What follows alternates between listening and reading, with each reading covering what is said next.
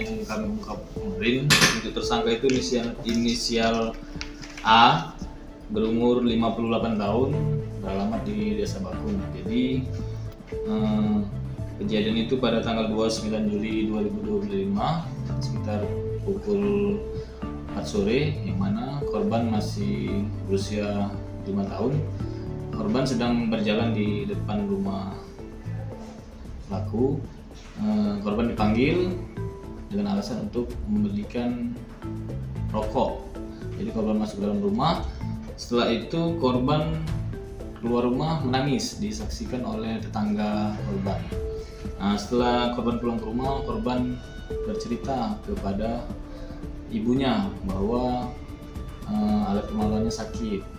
Sehingga korban bercerita dengan ibunya, terus ibunya melapor ke Polres Ogan Ilir. Setelah ibunya membuat laporan, unit PPA melakukan penyelidikan terhadap kasus tersebut. Setelah penyelidikan, kita naikkan ke tingkat penyidikan. Setelah itu kita periksa saksi, kita dapati 2 alat bukti sehingga tersangka kita tetapkan tersangka.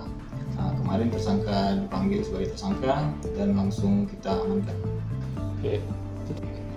Untuk tersangka A ini kita jerat dengan pasal 82 Undang-Undang Perlindungan Anak, yang mana ancamannya maksimal 15 tahun penjara.